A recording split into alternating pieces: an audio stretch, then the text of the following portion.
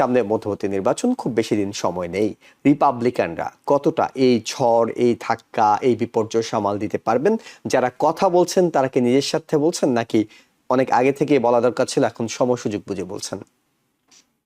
America is not a country, it's a concept. The principle that America upholds through the Constitution, that we are the people and we are of the people, by the people and for the people, and the principle and ideas that we deliver through the United Nations and different organization of the world. Oman আমাদের একটা খুব ভালো বন্ধু, সেই বন্ধুকেও আমরা এখন bombing করতে চাচ্ছি। এর মানে কি, আমাদের কাছে আসলে কোনো শত্রু নেই, কোনো মিত্র নেই, কোনো বন্ধু নেই। অর্থাৎ আমাদের কাছে যেটা আছে সেটা হচ্ছে ইন্টারেস্ট। আপনি আমার ইন্টারেস্টের সাথে একমত, আপনি তাহলে আমার বন্ধু। এই দেশটাকে বাঁচাতে হলে এখন রিপাবলিকানদেরকে ওয়েক আপ করতে হবে, রিপাবলিকানদেরকে এখন দাঁড়াতে হবে, কথা বলতে হবে, তাদের এখন রিস্ক নিতে হবে, কারণ রিপাবলিকানদের দেয়ালে পিঠ থেকে গেছে। সেনেটে ডেমোক্রেট প্রার্থীরা 4টা অন্তত যদি পেতে হয়, তাহলে সেরকম যোগ্য প্রার্থী দাঁড়াচ্ছে? এইবার ডেমোক্রেটদের 4টা সিট ফ্লিপ করতে হবে টু গেট ব্যাক টু 51, কারণ 50-50 যদি হয় তখন JD Vance will break the tie. আপনি একটু ইঙ্গিত দিচ্ছিলেন যে 1% ভাগ্য নির্ধারণ করবে। 1%-এর ব্যাপারে এই রিপাবলিকানদের অনেকের এখন ভ্রু কুচকাচ্ছে। তারা অনেকেই হয়তো এতদিন মুখ বুজেছিলেন, এখন কথা বলতে শুরু করেছেন। সামনে মধ্যবর্তী নির্বাচন, খুব বেশি দিন সময় নেই।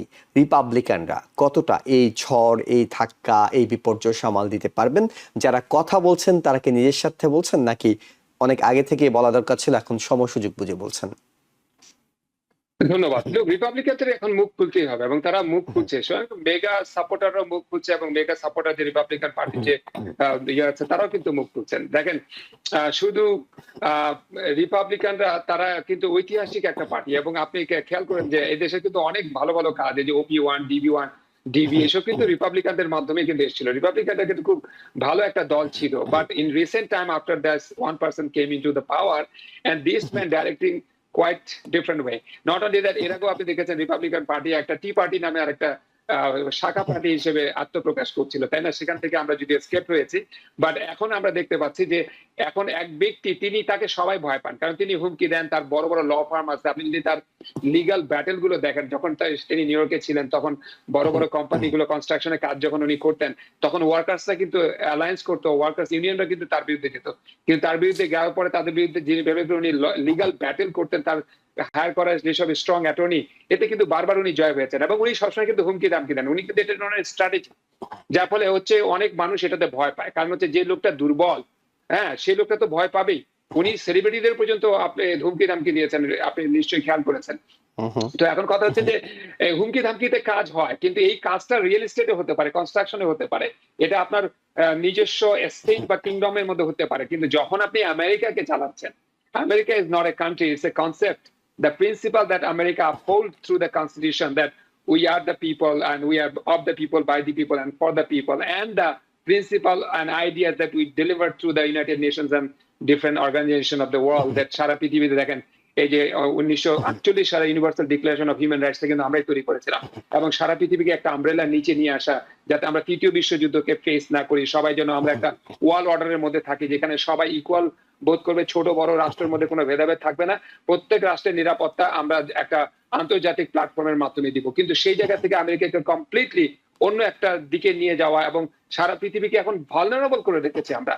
অর্থাৎ এখন আমাদেরকে কেউ ট্রাস্টও করে না। এই যে আপনি ওমানের কথা বললেন, দেখেন ওমান আমাদের 192 বছর ধরে তারা আমাদের বন্ধু। 1833 সালে ওমানের সাথে আমাদের একটা চুক্তি হয়েছিল, তখন থেকে তারা আমাদের বন্ধু।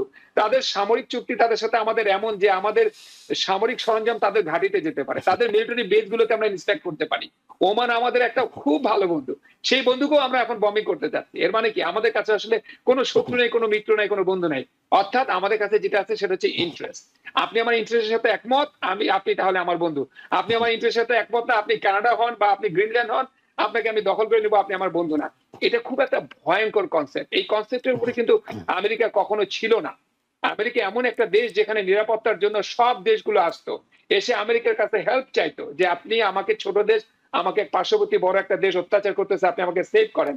ইউক্রেন মতো দেশ আমাদের কাছে আসতো অনেক। এই যে কুয়েত, ইরাক যখন দখল করেছিল, কুয়েতের মতো দেশকে আমরা হেল্প করেছি, যার ফলে কুয়েত একটা ইরাক থেকে তারা মুক্ত হয়েছে। এরকম অনেক দেশকে পৃথিবীতে, তাইওয়ানের মতো একটা ছোট্ট দেশ যে চীন যে কোনো সময় 24 ঘন্টার মধ্যে গ্রাস করতে পারে, শুধু আমাদের উপস্থিতির কারণে, আমাদের আন্তর্জাতিক প্রোটেকশনের কারণে কিন্তু চীন তাকে গ্রাস করছে না।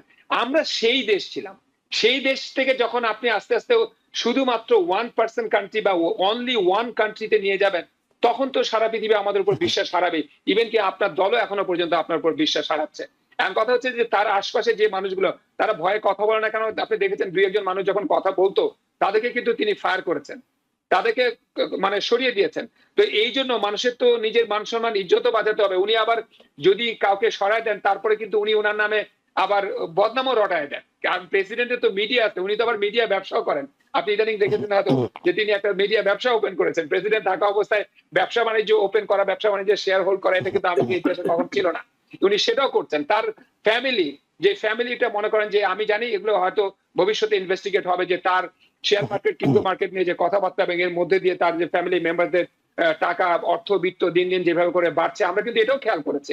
এখন কথা হচ্ছে যে এই দেশটাকে বাঁচাতে হলে এখন রিপাবলিকানদেরকে ওয়েক আপ করতে হবে, রিপাবলিকানদেরকে এখন দাঁড়াতে হবে, কথা বলতে হবে, তাদের এখন রিস্ক নিতে হবে। কারণ রিপাবলিকানদের দেয়ালে পিঠ থেকে গেছে।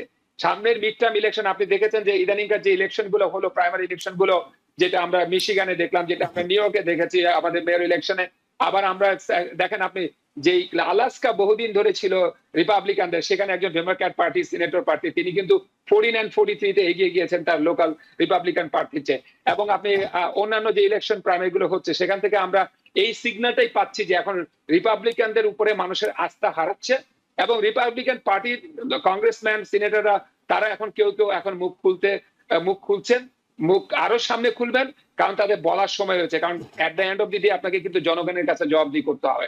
গণমাধ্যমগুলো ইভেন যে আব্দুল আল সায়েদের বিষয়ে আমরা অনেক বেশি আশাবাদী, তাকেও কিন্তু অনেকটা মনে করছে যে সেখানে রিপাবলিকান প্রার্থী তাচ্ছে, তিনি ডেমোক্রেটদের মধ্যে জিতেছেন কিন্তু রিপাবলিকান প্রার্থী হয়তো তার চেয়ে জনপ্রিয় হয়ে উঠতে পারেন। এছাড়া মেইন টেক্সাসে আমরা যদি বলি যে সেনেটর সুসান কলিন্স কিংবা অ্যাটর্নি জেনারেল সেখানে কেন প্যাক্সটন থেকে শুরু করে অনেকের কথা বলছেন যে যাদের কারণে সেনেটে ডেমোক্রেটদের মেজরিটিটা একেবারে একটা শঙ্কার মধ্যে পড়ে যেতে পারে। আপনার কাছে কি মনে হয় যে সেনেটে ডেমোক্রেট প্রার্থীরা 4টা অন্তত যদি পেতে হয় তাহলে সেরকম যোগ্য প্রার্থী দাঁড়াচ্ছে? সো আমরা যদি দেখি যে 2024 ডেমোক্রেটদের জন্য specially সেনেটে it was a bad ইয়ার, যে আমরা যদি দেখি যে 2022 সেনেটে ইট ওয়াজ 50-50 এবং vice president Kamala Harris was breaking the tie. So সেখানে ডেমোক্রেটরা 2024 এর নির্বাচনে 3টি সিট তারা লুজ করেছিলেন এবং 3টির মধ্যে একটি ছিল মন্টানা, যেখানে ডোনাল্ড ট্রাম্প, মানে it's always a red state, so red স্টেটে একটা সময় রেড স্টেটগুলোর থেকেও কিছু কিছু ডেমোক্রেট নির্বাচিত হতেন এবং Montana was one of them, West Virginia was one of them. So West ভার্জিনিয়াতেও যে দীর্ঘদিন ধরে যিনি সেনেটর ছিলেন তিনি রিটায়ার করেছেন এবং তারপরে সবচেয়ে দুর্ভাগ্যজনক ছিল হলো পেনসিলভেনিয়াতে হেরে গিয়েছিলেন ডেমোক্রেট ক্যান্ডিডেট। সো এই কারণে এই 3টা আসনে হেরে যাওয়ার কারণে সো বেসিক্যালি 53-47 হয়ে গিয়েছে। এইবার ডেমোক্রেটদের 4টা সিট ফ্লিপ করতে হবে টু গেট ব্যাক টু 51, কারণ 50-50 যদি হয় তখন JD Vance will break the tie. এবং এই 50টার মানে যেই সিটগুলা হচ্ছে, যেই আসনগুলোতে নির্বাচন হচ্ছে, এখানে ডেমোক্রেটদের জন্য সবচেয়ে সম্ভাবনাময় সিটটা হলো আমাদের নর্থ ক্যারোলাইনার। এখানের যিনি সেনেটর টম টিলিস, তিনি রিটায়ার করেছেন। যে কোনো জায়গায় যদি কোনো ওপেন সিট হয় তখন সেটাতে জয়লাভ করাটা ইজি, একজন ইনকামবেন্টকে হারানো কিন্তু খুব কঠিন। এবং রয় কুপারের বৈশিষ্ট্য হলো যে তিনি খুবই জনপ্রিয় একজন গভর্নর ছিলেন, তিনি তার 2টা টার্ম গভর্নরশিপ শেষ করেছেন এবং তিনি আমেরিকার 50টা স্টেটের মধ্যে যেই কয়টা স্টেটে মানে 2টা টার্মেই পুরাটুকু সময় তিনি ব্যালেন্স বাজেট দিয়েছেন, সারপ্লাস বাজেট দিয়েছেন। সো তিনি খুবই জনপ্রিয়, মানে রিগার্ডলেস তিনি, এবং তিনি 14 পয়েন্টে, পোল বলছে তিনি 14 পয়েন্টে এগিয়ে আছেন, 14 পয়েন্টে এবং মানে এটা ইটস শিওর শট এই সিটটাতে হারার। এবং মানে রয় কুপারের আরো একটা ছোট্ট বৈশিষ্ট্য হলো যে তিনি স্টুডেন্ট লাইফ থেকে স্টুডেন্ট গভর্নমেন্ট ইলেকশনও যখন করেছেন তিনি তার লাইফে কোনো ইলেকশনে হারেননি। ওকে। দ্বিতীয় যেই সিটটি ডেমোক্রেটরা পিক আপ করার ব্যাপারে খুবই আশাবাদী, সেটা হলো যে আপনার ইয়েতে আপনার কি বলা যায় যে শেলডন ব্রাউন, ওহাইওর শেলডন ব্রাউন, তিনি দীর্ঘদিনের সেনেটর ছিলেন কিন্তু গতবার তিনি ইলেকশনে হেরে গিয়েছেন, কারণ আপনার ওহাইওতে একটা খুব ওয়েভ ছিল। সো এবছর তার জন্য একটা নতুন সুযোগ আছে যে জেডি ভ্যান্সের যে সিটটা, সেই সিটটাতে গভর্নরের অ্যাপয়েন্টেড একজন সেনেটর ছিলেন, হি ইজ সিকিং রি ইলেকশন, ট্রয় জ্যাকসন, তিনিও কিন্তু জিতে যাওয়ার সম্ভাবনা খুব বেশি। সো এই তিনটা মোটামুটি সম্ভাবনা। আলাস্কাতে খুব মজার একটা ঘটনা ঘটছে, যেটা মানে you can not make this things up, মানে এটা একটা ক্লাসিক কমেডি। এখন বর্তমান আলাস্কার যে সেনেটর ড্যান সোলেভান, তাকে যিনি চ্যালেঞ্জ করছেন, আজকে প্রাইমারি 8টার সময় হয়তো রেজাল্ট আসার সম্ভাবনা, ওনার নামও ড্যান সোলেভান, দুজনই ড্যান সোলেভান। ডোনাল্ড ট্রাম্প মানে টুইট করে বলছেন যে বি কেয়ারফুল অফ দ্য ইম্পারসনেটর। এখন মানে দুইজনেরই ফার্স্ট নেম এবং লাস্ট নেম সেম, দুজনই মানে প্রাইমারিতে প্রতিদ্বন্দ্বিতা করছেন। সো এটা একজন সাধারণ ভোটারের জন্য খুব ডিফিকাল্ট, কারণ প্রাইমারিতে তো আর মার্কা থাকে না, নাম থাকে। ন্যাশনাল ইলেকশনে মার্কা থাকে, প্রাইমারিতে তো সবাই একই মার্কার।